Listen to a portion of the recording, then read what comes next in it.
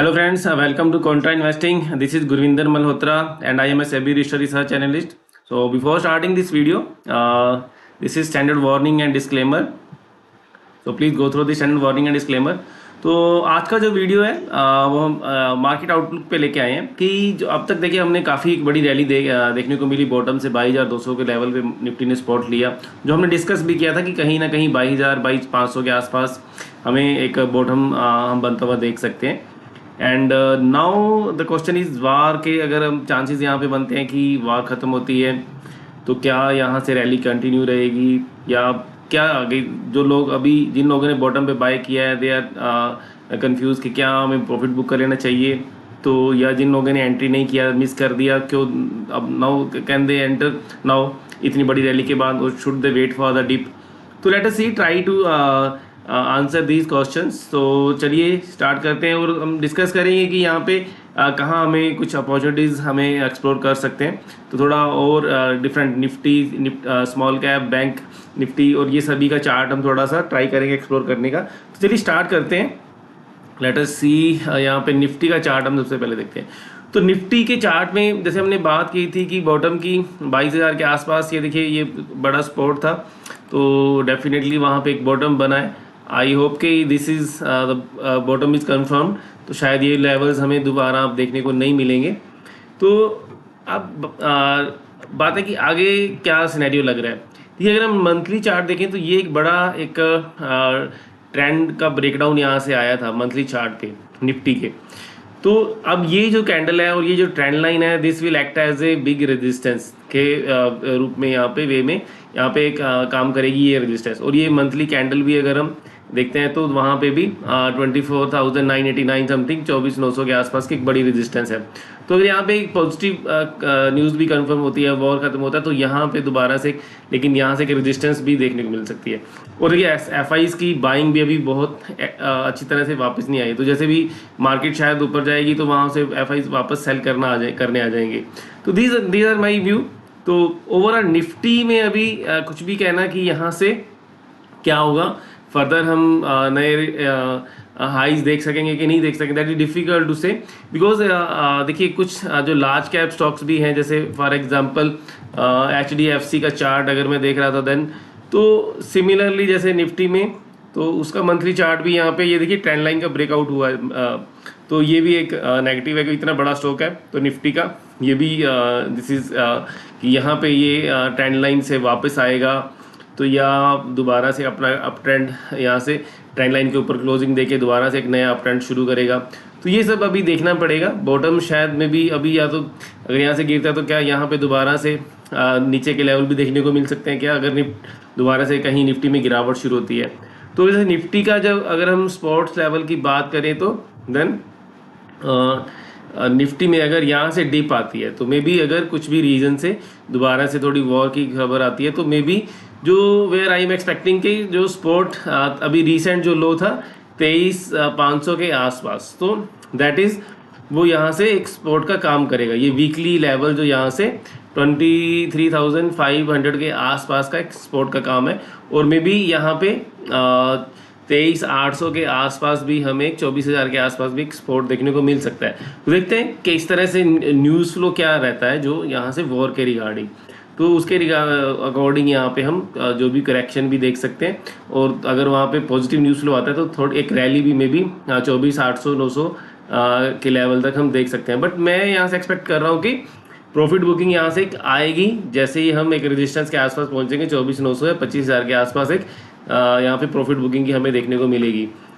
तो चलिए ये था हमारा निफ्टी का व्यू। अगर हम स्मॉल कैप का इंडेक्स देखें तो यहाँ पे आई विल से कि थोड़ा सा मेरा जो व्यू है that is much positive then the Nifty. तो निफ्टी के अगेंस्ट में जो, क्योंकि वैसे भी जो हमारे रिटेल इन्वेस्टर जो रहते हैं उनका मेजर एक्सपोजर स्मॉल कैप्स में ही रहता है, ठीक है। तो ये मुझे बेटर लग रहा है इसका जो पैटर्न स्मॉल कैप का। तो यहाँ पे जो इसका बॉटम भी बना है तो इसका बॉटम फॉर्मेशन भी it is better than Nifty. ये देखिए इसने काफ़ी अपने उस पुराने जो इसका 2 साल का सपोर्ट था ये सारे लेवल से ऊपर ही इसने अपना बॉटम बनाया है। ठीक है। तो ये मुझे एक अच्छा लग रहा है। और अगर इसका वीकली में अगर कुछ ना कुछ कहीं यहाँ पे भी प्रॉफिट बुकिंग आती है तो कहीं ना कहीं में भी हम 16,900 के आसपास अभी यहाँ पे 16,800 के आसपास, या मे बी इसका लो अगर कि कहीं आसपास 16,300 400 के आसपास हम मे बी हम जा सकते हैं। अभी ये इसका क्लोजिंग 17,565 के का ये क्लोजिंग है। तो यहाँ पे correction maybe due because already we have seen a big rally from the bottoms. तो maybe I am expecting यहाँ पे एक प्रॉफिट बुकिंग हमें देखने को मिल सकती है। अगर हम बैंक निफ्टी की बात करें तो बैंक निफ्टी में भी जो अगर हम पैटर्न की बात करें तो इट इज़, अगर मंथली चार्ट को मैं देख रहा हूँ लंबा, तो ये भी निफ्टी के कंपैरेटिवली बेटर एक यहाँ पे लग रहा है कि यहाँ पे एक्सपोर्ट लिया इसने ट्रेंड लाइन का, तो वहाँ से ये अप ट्रेंड अपना दोबारा रिज्यूम कर रहा है। तो अगर हम निफ्टी PSU बैंक की बात करें तो दैट इज़ आल्सो एक पॉजिटिव वहाँ पे नज़र आ रहा है।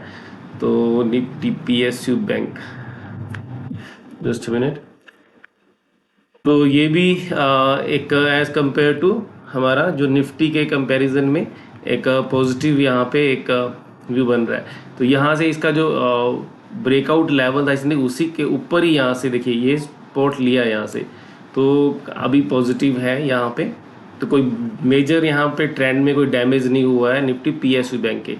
तो लेट अस सी कि ये पूरा अपने हाई को ब्रेक कर पाता है या नहीं। ये अभी तो इसका मंथली हाई काफ़ी ऊपर है, जो इसका मंथली हाई है रेजिस्टेंस, तो मैं भी देखते हैं वहाँ तक जाएगा। तो ओवरऑल निफ्टी में मुझे एक थोड़ा सा दिक्कत लग रहा है, और न्यूज़ फ्लो के अकॉर्डिंग हमें थोड़ा सा ध्यान रखना पड़ेगा, ठीक है। और अगर हम क्रूड देखें तो क्रूड तो हमारा काफ़ी डाउन आया, तो वो हमारे लिए पॉजिटिव है यहाँ से मार्केट के लिए। एंड नाउ चलिए यहाँ से हम थोड़ा सा मार्केट की ब्रेथ और सेक्टर रोटेशंस को थोड़ा सा यहाँ पे चेक कर लेते हैं। अगर हम ये स्टॉक एज की हेल्प से अगर थोड़ा सा समझेंगे तो मार्केट की ब्रेथ काफ़ी इम्प्रूव हुई है। ये देखिए, तो यहाँ पे निफ्टी में अगर आप देखेंगे तो काफ़ी स्टॉक जैसे 20 मूविंग एवरेज से भी नीचे ट्रेड कर रहे थे, तो अभी 94% स्टॉक अपने 20 मूविंग एवरेज से ऊपर आ चुके हैं। अगर 50 के मूविंग एवरेज देखें तो 54% से भी ज़्यादा स्टॉक 50 मूविंग एवरेज से ऊपर आ चुके हैं। अगर हम 200 मूविंग एवरेज देखें तो वहाँ से भी 38% स्टॉक उसके ऊपर आ चुके हैं ऑलरेडी। और यहाँ पे लेट अस सी, तो 20 के ऊपर तो मोस्टली देखिए सभी 90% 100% यहाँ पे आ रहा है। फार्मा पहले आउटफॉर्म कर रहा था, तो ये इस तेजी में थोड़ा सा ये रुका हुआ है। तो यहाँ पे मे भी जब मार्केट में गिरावट आएगी तो ये दोबारा से शायद पार्टिसिपेट करना शुरू कर देगा। तो ये फार्मा का थोड़ा सा अंडर परफॉर्मेंस रही है विद इन दिस रैली। तो PSUs ठीक चल रहे हैं। आपका प्राइवेट बैंक ऑटो में अच्छी रैली हमने देखने को मिली, सभी स्टॉक 120 मूविंग एवरेज के ऊपर आ चुके हुए हैं इस इंडेक्स के। मे बी अगर सेक्टर की बात करें तो may be that is different.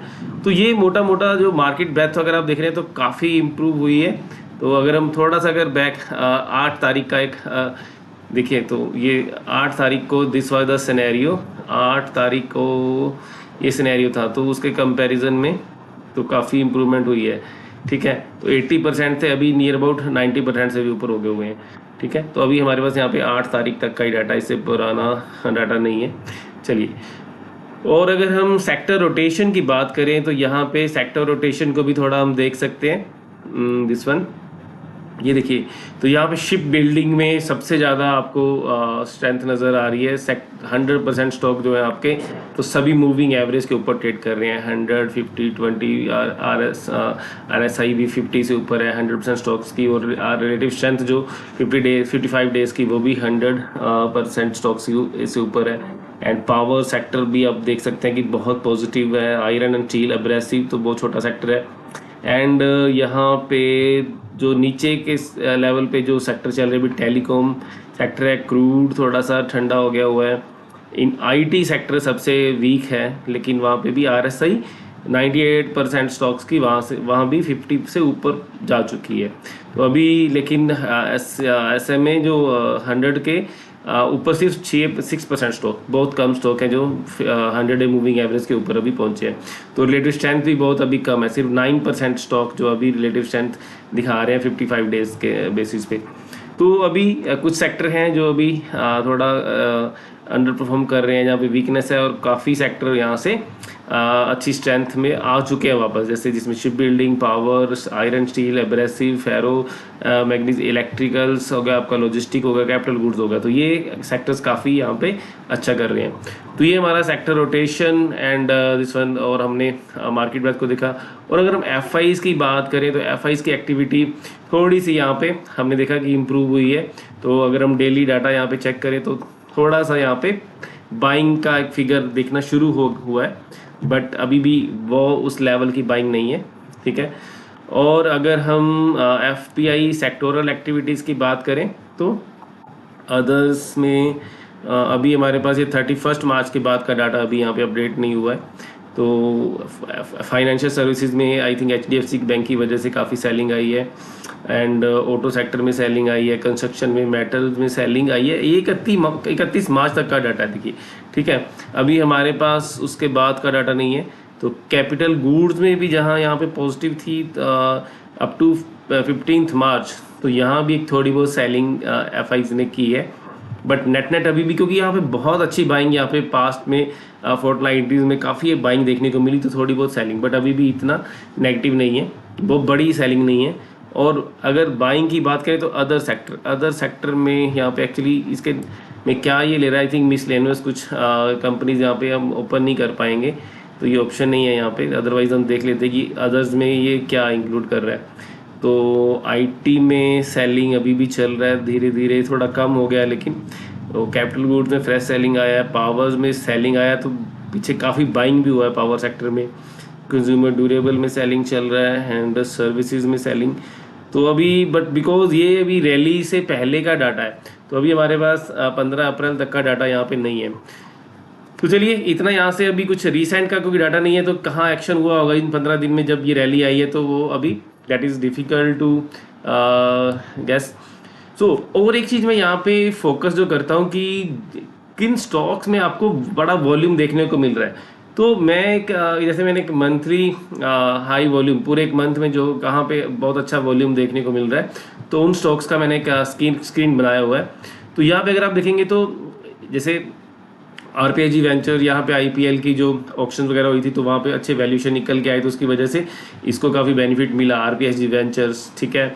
तो ये गुजरात एल्कलीज कास्टिक सोडा का प्राइसेस बढ़ने से इस कंपनी को भी काफ़ी बेनिफिट हुआ। तो ये पूरी इस सेक्टर से रिलेटेड जो भी कंपनी थी, तो वहाँ पे भी काफ़ी वॉल्यूम आ रहा है। V2 रिटेल सेगमेंट में ये कंपनी के रिजल्ट पिछले 2-3 क्वार्टर से अच्छे आ रहे हैं, तो यहाँ पे वॉल्यूम आया। डालमिया भारत, ये शुगर जो एथेनॉल का थीम, बिकॉज पावर क्राइसिस की वजह से जो क्रूड के प्राइसेस बढ़ रहे, तो एथेनॉल का जैसे ब्लेंडिंग का थीम बढ़ रहा है, तो उस वजह से डालमिया भारत में भी अच्छे खासे वॉल्यूम देखने को मिले। ITDC दे, इंडिया टूरिज्म डेवलपमेंट कॉरपोरेशन, तो ये स्टॉक काफ़ी पीटा हुआ था, तो यहाँ पे वॉल्यूम आए, अच्छी वैल्यू बाइंग देखने को मिली। गैलेंट इस्पात, ये मेटल से रिलेटेड आई थिंक कंपनी है। नोसिल केमिकल नया प्लांट लगा रही है ये कंपनी, जैसे, तो उससे काफ़ी वॉल्यूम। तो मैं मोटा यहाँ पे आपको दिखा रहा हूँ कि कहाँ पे वॉल्यूम आ रहा है। हिंदुस्तान इंसुलेटर्स, गणेशा इकोस पे जैसे पेट बॉटल्स में कुछ रिसाइकलिंग का मिनिमम 40% रिसाइकल्ड के ऊपर फोकस किया गया, तो उस वजह से यहाँ पे पूरी जो इस सेक्टर से एडिट थी,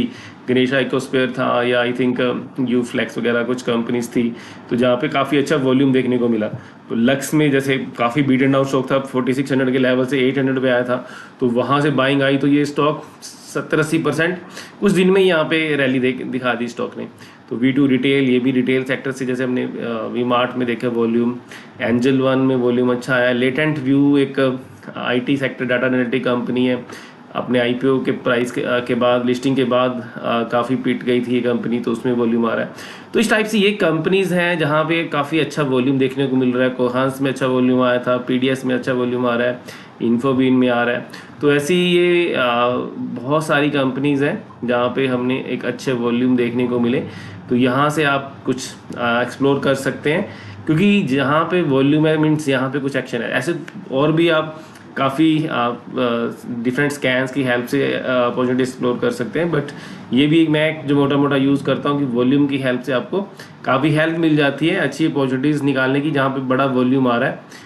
तो ये हमारा था आज का कि मार्केट का मोटा ओवरव्यू। तो ये अगर हम कुछ स्टॉक्स अगर आपको फोकस करना है, तो मे बी ऐसे स्टॉक जहाँ पे अच्छा वॉल्यूम आ रहा है, तो मैं वहाँ पे फोकस करता हूँ। तो आई होप लेट अस सी कि क्या मार्केट में क्या आने वाले दिनों में क्या मूवमेंट रहेगा। बट थोड़ा सा मेरा जो अपना पर्सनल व्यू है कि आपको यहाँ से थोड़ा प्रॉफिट बुकिंग करके चलना चाहिए अगर आपने बॉटम में बाई की है। तो अगर आप न्यू बाइंग के लिए वेट कर रहे थे तो आपको थोड़ा सा रुकना चाहिए, आपको शायद एक मौका मिल सकता है। उस टाइप का अपॉर्चुनिटी तो शायद ना मिले, बट अगर थोड़ा बहुत यहाँ पे एक प्रॉफिट बुकिंग आती है तो मे बी 24,000 या 23,800 के लेवल पे कहीं आपको बाइंग, या इंडिविजुअल स्टॉक्स देखिए आप एक्सप्लोर करिए कि कहीं भी थोड़ा सा करेक्शन आती है। और अगर आपको देखिए करेक्शन नहीं आती है तो धीरे धीरे आप बाइंग शुरू करिए। अब एकदम से अगर आप इन्वेस्ट कर देंगे तो फिर आप कहीं मार्केट में प्रॉफिट बुकिंग आई तो आपको लगेगा फिर मैंने गलती कर दी। सो आई थिंक कि अभी फोमो में मत आइए कि ओके यार अब मैं क्या करूँ, मैं कहीं मिस ही ना कर दूँ रैली। तो ऐसा नहीं है, अपॉर्चुनिटीज़ रहेंगी तो धीरे धीरे बाइंग करिए। अगर आपने मिस कर दिया है तो धीरे धीरे बाइंग करिए।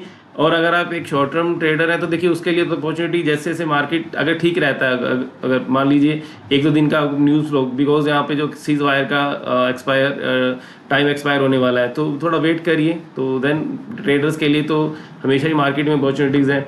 तो अगर आपने नीचे में बाय किया बॉटम में तो एक प्रॉफिट बुकिंग आपको कर लेनी चाहिए। तो कहीं भी फिर बाद में नीचे मौका मिले तो आप फिर थोड़ा सा अग्रेसिव हो जाइए। तो थोड़ा सा प्रॉफिट बुकिंग करके चलिए, बिकॉज मार्केट एकदम से टर्न लेता है तो देन आपको लगता है कि यार मैंने मिस कर दिया प्रॉफिट बुकिंग, तो वो आपको साथ के साथ आपको रेगुलर करते रहना चाहिए। सो ये हमारा आज का वीडियो था। I hope it will help you in your trading और investing. So thank you very much for watching the video.